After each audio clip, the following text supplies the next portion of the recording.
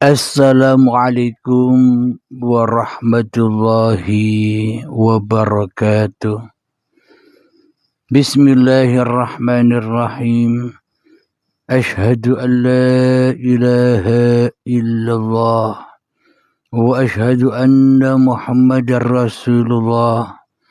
Allahumma salli ala sayyidina Muhammad wa ala ali sayyidina Muhammad.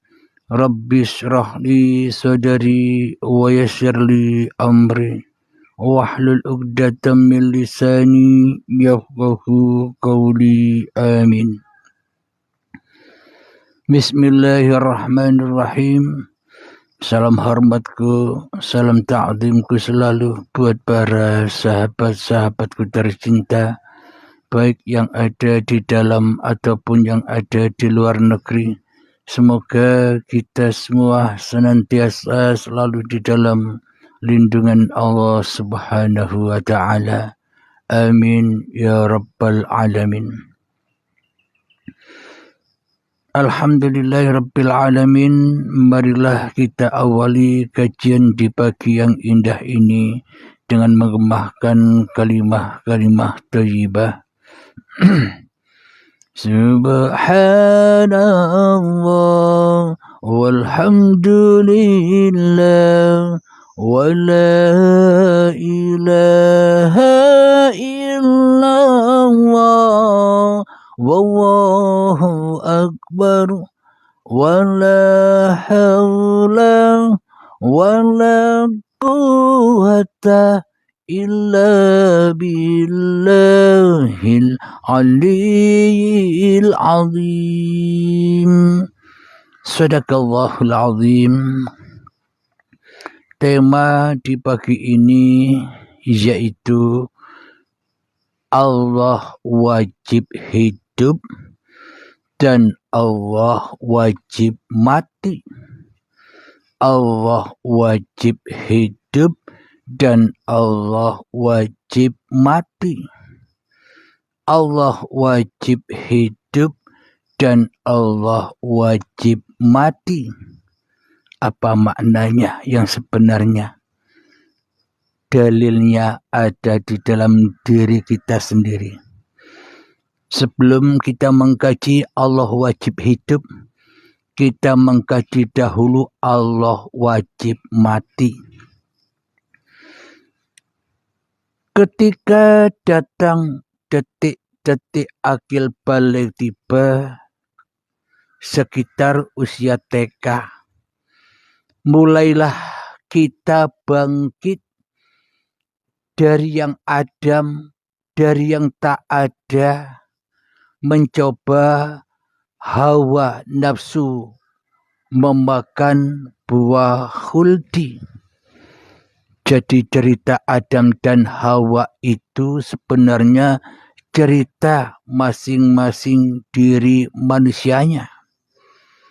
Selama ini kita mendengarkan dongeng-dongeng atau cerita-cerita fiktif, cerita simbol, cerita sanepan, cerita kiasan.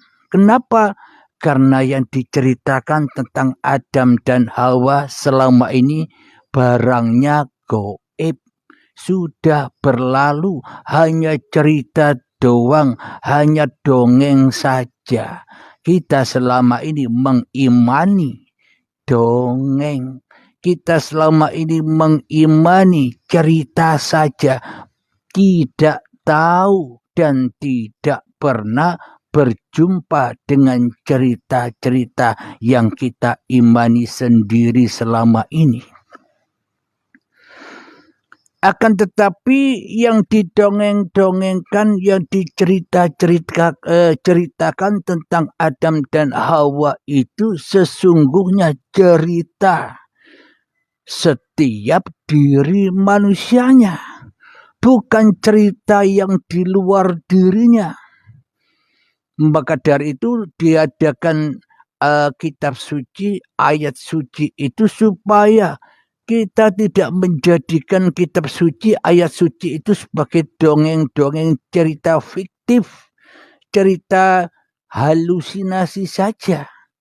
Akan tetapi ayat-ayat suci, kitab-kitab suci itu untuk kita masukkan ke dalam diri kita. Wa min anfusikum, dan semua sudah ada di dalam dirimu. Afala tubsirun, dan apakah kamu tidak menyaksikannya? Nah, bila kita masuk ke dalam diri kita, maka kitab suci, maka ayat suci bukan dongeng-dongeng lagi, tapi sudah nyata pada diri setiap manusia. Mari kita buktikan kenyataan Adam dan Hawa, agar kita tidak mengimani, tidak mengakidai, tidak mempercayai hal yang gaib, agar kita tidak mempercayai hal yang tidak ada. Hanya cerita doang, cerita masa lalu, tidak ada barangnya. Tidak fakta. Akan tetapi faktanya Adam dan Hawa itu ada di dalam tiap-tiap diri manusianya. Mari kita buktikan faktanya Adam dan Hawa itu, agar kita tidak mengimani hal yang dongeng-dongeng saja. Adam dulu ketika sebelum datang detik-detik akil balik tiba, ketika saat tubuh ini di tanah dihidupi oleh hidupnya Allah, diuripi oleh uripi Allah, tanah ini dipergerakkan, tanah ini diperjalankan, tanah ini dibuat, tanah ini diproses dari tanah menjadi tumbuh-tumbuhan, menjadi hasil dari tumbuh-tumbuhan, buah-buahan, sayuran, padi, yang mana hasil dari tumbuh-tumbuhan yang dari bumi ini dimakan. Hasil tumbuh-tumbuhan yang dari tanah ini dimakan oleh calon-calon kedua orang tua kita, sehingga menjadi terproses menjadi sel sperma dan sel telur. Disitulah semua prosesnya uripe Allah, prosesnya hidup tanpa hidup. Calon kedua orang tua pun ya tidak ada. Dengan hiduplah, dengan uripe Allah lah, maka calon-calon kedua orang tua pun juga ada. Sehingga diperjalankan lagi menjadi gumpalan darah, gumpalan daging, menjadi janin dan menjadi bayi yang suci. Nah, perjalanan Isra dari tanah yang suci sampai menjadi bayi itu coba kita hayati, coba kita renungkan. Saat jadi tanah dan jadi bayi itu, kita sudah ada atau kita belum ada? Coba hayati sendiri. Siapapun Anda, apapun agama Anda, apapun golongan Anda, apapun aliran Anda, tidak peduli. Siapapun nama-nama Tuhan Anda, tidak peduli. Yang penting Tuhan Anda semua, wahai umat manusia, hidup yang kau akui sebagai hidupmu, itulah Tuhanmu. Karena kita selama ini mengakui hidup ini, hidup diri manusia kita, kita selamanya tak pernah menemukan Tuhan itu alias ateis. Tidak bertuhan. Kenapa? Karena Tuhan yang ada di dalam dada kita, hawa nafsu kita sendiri. Apapun agama Anda, apapun golongan Anda, apapun aliran Anda, dan siapapun Anda, tidak peduli Anda golongan mana, tidak peduli Anda turunan siapa, tidak peduli semua itu. Yang terpenting Anda bisa kembali kepada hakikat diri sejati Anda yang tidak ada. Yang penting Anda semua, wahai umat manusia, bisa kembali kepada hakikat diri sejati yang gaib. Dulu sejak saat dari tanah sampai menjadi bayi, kita termasuk saya kan gaib, kan tidak ada. Kalau kita waktu itu ada, kalau kita waktu itu hidup, kalau kita waktu itu mengerti, mestinya kita tidak lupa dengan perjalanan-perjalanan sejarah itu. Sejak dari tanah aku tahu, saat di tanah begini begitu. Saat di tumbuhan aku tahu, di sana begini dan begitu. Saat menjadi buah-buahan aku tahu. Saat itu begini dan begitu. Saat dimakan kedua orang tua kita aku tahu. Di sana begini dan begitu. Saat dicerna oleh kedua orang tua saya tahu. Di sana begini dan begitu. Saat menjadi gumpalan darah aku tahu. Di sana begini dan begitu. Di saat menjadi gumpalan daging aku tahu. Di sana begini dan begitu. Saat menjadi janin dan bayi pun juga begitu. Di sana ada begini, ada begitu. Kita tahu cerita itu. Bila memang hidup dan badan ini kita. Tapi anehnya kita tidak tahu apa-apa. Saat dari tanah sampai jadi bayi, berarti hidup dan badan kita ini siapa? Ya bukan kita. Wong bukan kita penciptanya. Alhamdulillahirabbil alamin. Jadi kisah Adam dan Hawa itu adalah kisah diri kita sendiri. Saat dari tanah sampai menjadi bayi kita Adam. Adam itu kebalikan dari wujud. Wujud kita bako. Adam hudus fana. Wujud wajib bagi Allah yang wujud. Adam wajib bagi yang selain Allah tak ada. Berarti saya 50 tahun yang lalu ya ndak ada. Saya 50 tahun yang lalu ya goib. Yang sebenarnya yang ada, yang wujud, yang hidup, yang nampak, yang berkuasa itu siapa sih? Yang ada atau yang ndak ada? Akan tetapi selama ini yang tidak ada. Akan tetapi selama ini yang goib kita wujud-wujudkan. Yang tidak ada kita ada-adakan. Itulah kita yang selama ini telah mematikan. Allahnya mati bro. Yang hidup halimnya selama ini. Bukankah begitu sahabat? Apapun agama Anda, apapun sesebutan Tuhan yang Anda sebut agama apapun, semuanya ya percuma bila Tuhannya mati, yang hidup masih manusianya. Jadi beragama dan bertuhannya ala hawa nafsu, ya percuma dan tak berguna.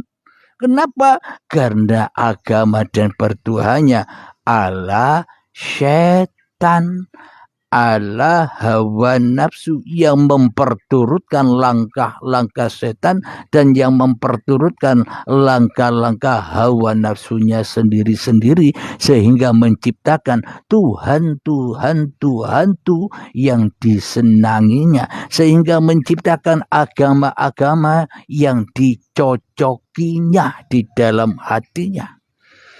Karena agama dan pertuhannya masih halusinasi, bayang-bayang manusianya sahaja. Alhamdulillahirabbil alamin. Itulah cerita Adam yang sebenarnya, ketiadaan diri kita, kegoiban diri kita, bahwa sebenarnya yang tidak ada, yang goib itu ya kita, bukan Allah. Allah yang wajib hidup dan Allah pula yang wajib mati. Kapan Allah wajib mati? Ketika manusianya jadi hantu-hantuhan bagi dirinya sendiri. Maka Allah wajib mati ketika manusianya masih wujud. Allah yang mati terus. Bila Allahnya mati, lah nyembah apa selama ini? Nyembah halusinasi manusianya sahaja, bukan?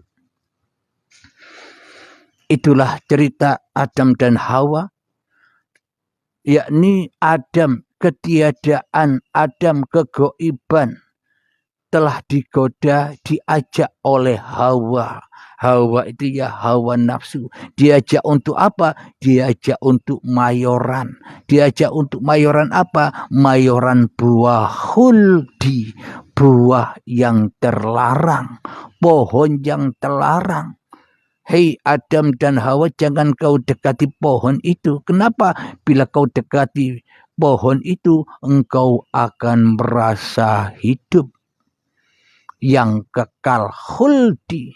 Kenapa? Karena manusianya saat itu mengaku-akui memakan buah kehidupan, memakan buah badan, diaku-akuinya lah hidup ini sebagai hidupnya, diaku-akuilah badan ini sebagai badannya sejak detik-detik akil balik tiba saat TK. Maka ketika hidup dan badan, buah hidup dan buah badan ini dimakan atau diaku-akui oleh anak cucunya Adam, ya sama Adam dan Hawa itu anak cucunya pun juga demikian. Karena sudah diperankan demikian. Sudah sunatullah. Sama-sama makan buah yang terlarang. Ya sama-sama jatuh ke lembah neraka. Jadi perjalanan Adam dan Hawa itu ya perjalanan anak cucunya Adam ini sendiri. Kenapa? Karena anak cucu Adam, anak cucunya yang tidak ada. Tapi kenapa kita selama ini menganggap anak cucu setan, anak cucu iblis? Karena kita merasa ada. Karena kita merasa wujud. Karena kita merasa hidup. Yang mana ada wujud dan hidup ini hanya milik Allah. Kita akui sebagai milik kita. Inilah kita penyembah setan dan penyembah hawa nafsu kita sendiri. Maka ketika itu Allah wajib mati. Tidak berperan lagi, yang berperan ya iblis setannya yang selalu menjauhkan hamba dari Tuhannya.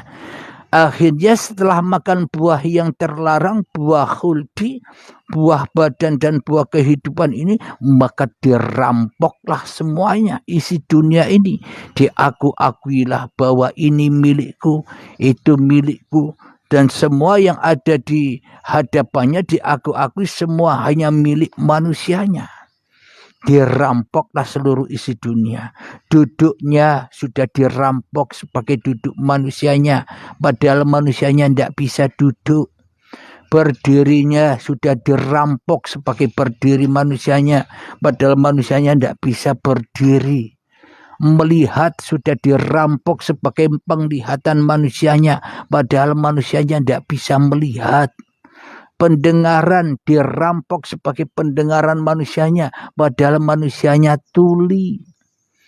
Berkata dirampok sebagai perkataan atau kalam manusianya. Padahal manusianya bisu.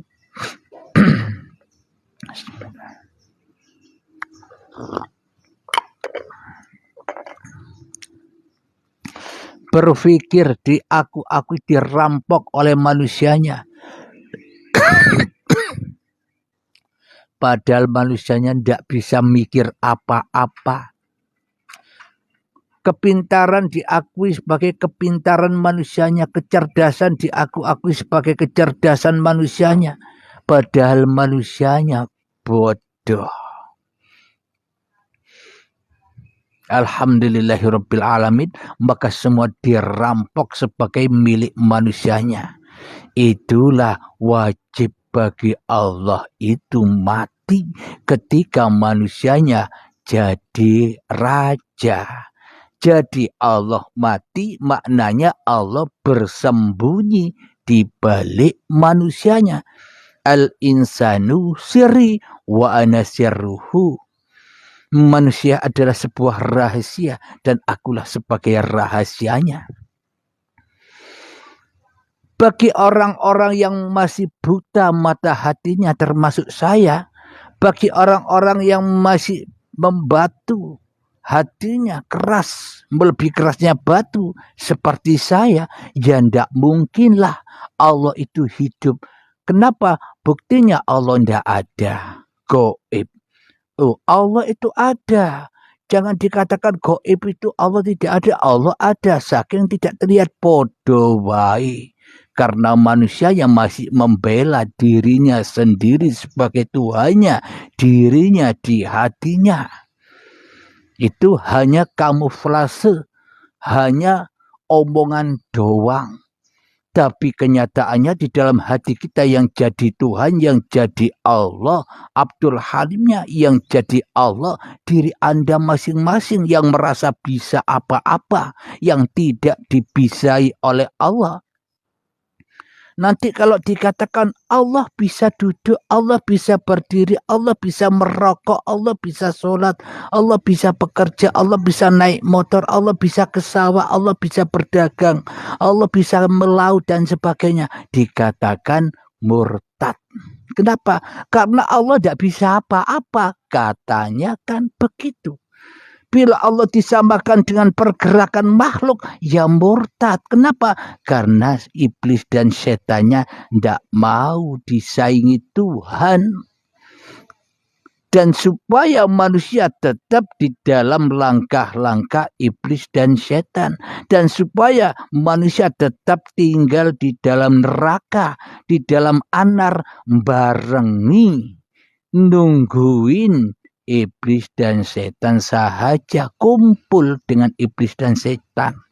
Itu maknanya penjara, itu maknanya siksa kubur, alam kubur, itu maknanya anar jahanam itu di sisi Allah. Bukan nanti mas bro, sekarang sudah terjadi. Kita sudah tahu di mana kita diposisikan. Bagi orang-orang yang sudah kembali kepada Tuhannya, ia akan tahu semua cerita alam dunia ini. Tapi bagi manusia yang belum kembali kepada Tuhannya, ya semuanya serba penuh dengan misteri. Alam kubur misteri, alam kematian misteri, siksa kubur misteri, hari kiamat misteri, alam kebangkitan misteri, hari pertanggungjawaban, hari hisab, hari timbangan misteri, hari akhirat misteri, buat siratal mustaqim misteri, surga dan neraka misteri. Semuanya diaplikasikan, diimajinasikan sesuai dengan bayang-bayang hawa nafsuni dewi-dewi. Ya gambarannya seperti manusia, wong bayang-bayangkan seperti manusia. Padahal alam misteri yang dimaksud Allah itu bukan begitu adanya. Semua sudah ada di dalam dirimu. Wa min anfusikum afala tubsirun. Apakah kamu tidak menyaksikan? Karena kita selama ini tidak menyaksikan diri kita sendiri.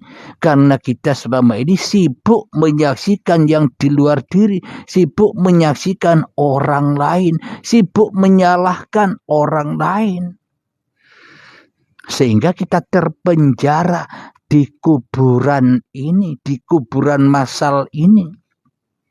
Mana kuburannya? Ya badan-badan yang dari tanah ini, tempat penyiksaan, tempat pembakaran, tempat pemanasan jiwa-jiwa yang tersesat. Disitulah misteri-misteri ilahi yang belum terpecahkan bila manusianya masih menyembah dirinya sendiri. Bila manusianya merasa hidup sendiri, Allahnya mati, ia siksa terus. Maka wajib bagi Allah itu hidup, wajib bagi Allah mati. Kapan wajib bagi Allah itu hidup? Ketika kita masih gaib. Kapan wajib bagi Allah itu hidup? Ketika kita masih mati. masih belum ada. Kapan itu? Saat kita belum bisa mengaku-akui bahwa hidup dan badan ini milik kita. Kapan itu? Ketika sebelum datangnya detik-detik akil balik tiba. Saat itulah kullu mauludin yuladu alal fitrah. Bayi yang terlahir ke dunia ini semuanya dalam keadaan suci, bersih. Bersih suci dari apa? Bersih suci dari diri manusianya sendiri. Suci bersih dari pengakuan hak milik Tuhannya, diakui sebagai hak milik manusianya. Masih suci manusianya dari itu semua. Karena manusianya masih gaib, karena manusianya belum ada. Itu yang dimaksud suci bersih. Namun ketika Adam dan Hawa, ketika kita manusia mengaku-akui yang tidak ada, yang gaib ini mengaku-aku ada, yang tidak ada, yang gaib ini mengaku-aku wujud, yakni dengan merampas kerajaan Tuhan, yakni dengan merampas kewujudan, kehidupan, kekuasaan Tuhan, yakni merampas bahwa hidup dan badan ini adalah miliknya. Maka saat itulah terbuka auratnya. Kalau diceritakan secara fiktif, secara dongeng, ya aurat-aurat badan ini.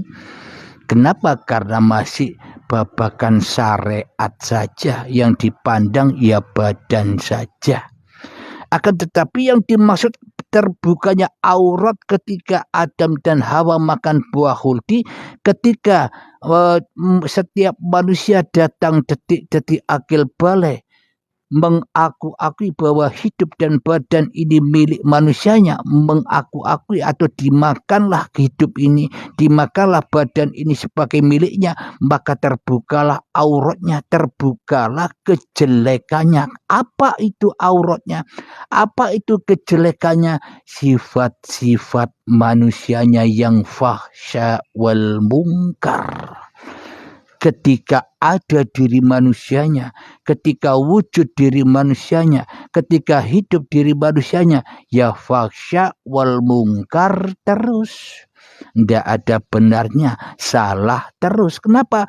Karena jauh dari tuntunan Tuhannya. Kenapa? Karena manusia mengikuti jejak-jejak langkah-langkah syaitan. Inna syaitana lakum aduwwum mubin. Sesungguhnya syaitan itu adalah musuh yang sangat nyata bagimu. Siapakah syaitan itu yang dimaksud Allah? Syaitan itu adalah siapa yang nyata, siapa yang wujud, siapa yang hidup, siapa yang berkuasa di dalam dadamu. Ya itulah syaitan itu. Yang selama ini kita anggap gaib setannya, ternyata kata Allah nyata. Karena Allah kita gaiban, ya kita buta kepada setan juga. Ya kita buta kepada hakikat diri sejati kita sendiri juga. Bahwa sebenarnya setan, iblis yang dikatakan Allah, kebaikan, keburukan yang dikatakan Allah itu ketika diri kita masih jadi hantu. Hantu yang selama ini berkuasa atas diri kita, ya gentayangan terus di alam misteri. Gentayangan terus di alam-alam, ada alam arwah, ada alam jiwa, wis ndak tahu itu. Semuanya serba misteri, membingungke. Kenapa? Karena manusianya masih wujud, manusianya masih ada, ia bingung terus. Coba dibaiat, selesai sudah kebingungannya.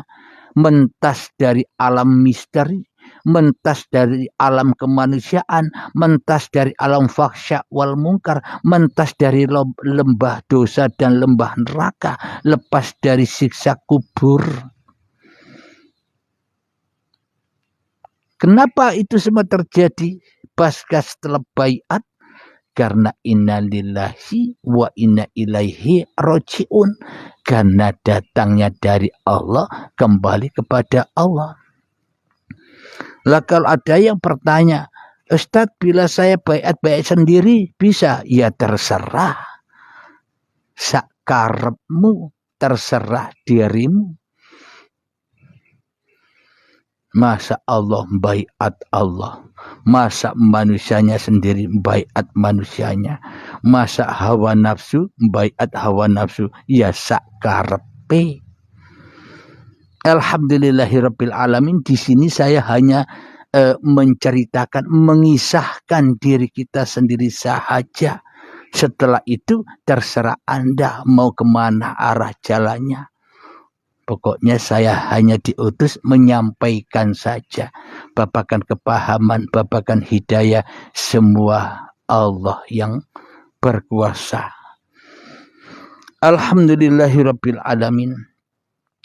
Kemudian terbukalah aurat manusianya, maka contoh, kalau secara syariatnya terbukanya aurat manusianya, contoh seumpama manusianya telanjang, yang digambarkan oleh Adam dan Hawa, terbuka auratnya telanjang setelah makan buah huldi. Nah, kalau kita aplikasikan pada diri kita ketika wujud manusianya, wujud hawa nafsu ini masih ada di dalam dada kita, kan itu terbuka terus auratnya. Bila auratnya tidak ditutup, apa kita bisa mengabdi? Apa kita bisa kembali? Apa kita bisa iman? Apa kita bisa bersahadat? Apa kita bisa sholat? Apa kita bisa tahajudan? Bisa sholawatan? Bisa berzikiran? Bisa puasa, zakat, haji, dan sebagainya. Bila aurat ini masih terbuka, ya mestinya batal, mas bro. Logikanya kan begitu. Masa ibadah dengan telanjang bulat, masa menghadap Allah dengan Tuhan dirinya, tidak bisa.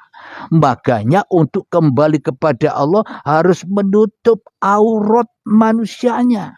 Untuk sholat, untuk ibadah, untuk berzikir ya harus pakai baju, pakai pakaian, jangan telanjang. Seperti yang diceritakan di dalam dongeng-dongeng itu. Secara syariatnya kan begitu. Akan tetapi secara hakikatnya yang ada di dalam tiap-tiap hati manusia, untuk menghadap Allah, ya tutupilah wujud dirimu di hatimu. Untuk menghadap Allah, ya tutupilah hidupmu di hatimu. Untuk menghadap Allah, ya tutupilah kekuasaanmu di hatimu, alias dibaiat, dipenggal sifat kehayawanannya. Seperti di dalam Idul Adha, manusia disunahkan menyembelih kurban, menyembelih sapi seharga 25 juta dan sebagainya. Untuk apa? Agar manusianya dekat dengan Tuhannya. Qoroba yakrobu korban wa makroban wa huwa koribun wadaka makrubun. Supaya apa? Supaya dekat. Kalau manusianya tidak mengkorbankan dirinya, apalagi harta, ilmu, amal, ya harus dikorbankan dulu sebelum ketemu pengorbanan hidup dan badan ini. Maka dari itu pengorbanan manusia di dunia ini amat mahal, bukan murah, mahal. Kenapa? Yang dipertaruhkan adalah kehidupan dan badan ini, bukan harta, bukan ilmu, bukan amal saja. Bahkan hidup dan badan ini dipertaruhkan, diserahkan, dikorbankan kepada Tuhannya. Maka dari itulah menghadap Tuhan, masuk surga itu sangat amat mahal, tidak murah. Yang murah itu masuk neraka. Apa? Untuk kepentingan hawa nafsunya, beli apa saja oke. Beli rumah mewah oke. beli mobil mewah, oke. Beli makanan enak, oke, serba murah. Kenapa? Karena untuk kepuasan, memperturutkan hawa nafsu kita sendiri. Murah neraka itu. Tapi untuk menuju Allah, untuk menuju surga, untuk menuju kebahagiaan, sangat amat mahal. Bahkan dunia ini diserupakan intan permata, semahal apapun takkan pernah bisa menukar atau tidak akan pernah bisa dibandingkan dengan keindahan kebahagiaan di sisi Allah. Bagi sahabat-sahabat yang sudah mengikuti bimbingan-bimbingan baiat akan menyadari ini semua. Alhamdulillahirabbil alamin. Untuk menghadap, untuk mengabdi kepada Allah, ya tutup dulu auratnya. Aurat kemanusiaan, aurat kehidupan, aurat apapun yang kita kerjakan itu semua aurat. Ketelanjangan diri ketika manusianya masih lebih wujud daripada wujudullah, itulah aurat manusianya. Ketika manusianya masih ada, selamanya tidak akan pernah bisa beribadah, tidak akan pernah bisa mengabdi, tidak akan pernah bisa menyaksikan, tak akan pernah bisa kembali kepada Tuhannya, kecuali hanya kembali kepada hawa nafsunya sendiri. Semua yang dilakukan hanya demi iblis dan setan, dipanasi di dalamnya, digodok. Kenapa? Karena kumpul iblis dan setan. Untuk kembali ke makom awal, kembali ke Jannatul Firdaus, ke dalam surga, ya harus bertemu lagi hawa nafsu, ketemu Adam, manusia ketemu Tuhannya, baru wajib bagi Allah hidup. Maka ketika Allahnya hidup, itulah surga. Ketika manusianya sudah tak bisa menyaksikan apa-apa lagi, ya itulah surga itu. Jadi inilah yang dimaksud wajib bagi Allah hidup dan wajib bagi Allah mati. Sesuai di dalam doa iftitah, inna sholati wa nusuki wa mahyaya wa mamati lillahi rabbil alamin. Sesungguhnya sholatku dan ibadahku, bahkan hidup dan matiku hanya milik Allah. Apakah hidup dan mati milik manusianya? Ya kelihatannya milik manusianya, karena manusianya jadi hantu-hantu. Ketika manusianya merasa dirinya hidup, seolah-olah hidup dan mati hanya milik manusianya. Ada manusia yang hidup, ada manusia yang mati. Tapi ketika kita sudah tidak ada, tapi ketika kita belum ada, apakah kita tahu hidup dan mati itu apa? Hanya milik Allah hidup dan mati. Maka wajib bagi Allah hidup ketika manusianya mati, dan wajib bagi Allah mati ketika manusianya masih merasa hidup. Tergantung di dalam hati kita siapa yang ada. Tergantung di dalam hati kita siapa yang wujud, siapa yang hidup. Lah, kalau hidup ini Allah berarti aku Allah dong. Ya itu yang salah paham. Kalau sudah tahu ngapain dijelaskan lagi. Contoh begini. Saya duduk. Lah ngapain kalau sudah tahu kalau saya Abdul Halim masih bilang-bilang Halim duduk. Halim minum kopi. Halim mau berdiri. Halim mau sholat. Halim mau bekerja. Halim mau naik motor. Halim mau berangkat ke sawah. Ngapain kalau sudah tahu hanya Halim yang ada, kok masih ditetapkan sebagai pelakunya? Wong sudah Halim sendiri yang ada. Sama dengan para sahabat-sahabat yang sudah mengikuti bimbingan baiat. Sama begitu pengaplikasiannya. Maknanya ketika kita sudah tak bisa mengaplikasikan lagi, semuanya, yaitulah sudah sampai maknanya hanya Allah yang hidup, hanya Allah yang ada. Zatullah, sifatullah, asma'ullah, af'alullah. Zatullah, sifatullah, asma'ullah, af'alullah. Yang ada ya zatnya sendiri, asmanya sendiri, af'alnya sendiri, sifatnya sendiri. Jadi tidak ada zat, sifat, asma, af'al manusia itu tidak ada. Hanya milik Allah bagi manusia yang sudah kembali ke surga.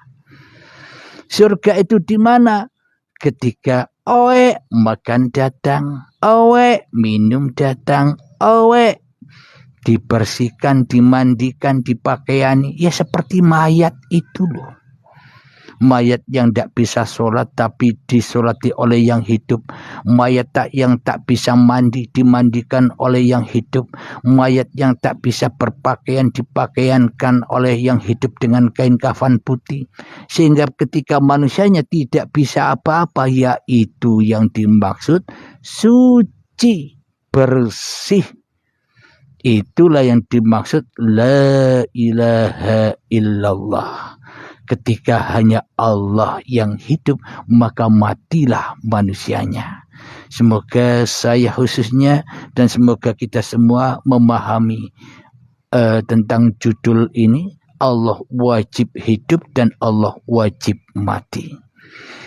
Alhamdulillahirabbil alamin. Semoga saya dan kita semua selalu di dalam lindungan, selalu di dalam bimbingan Allah Subhanahu wa taala. Amin ya rabbal alamin. Akhir kalam. Assalamualaikum warahmatullahi wabarakatuh.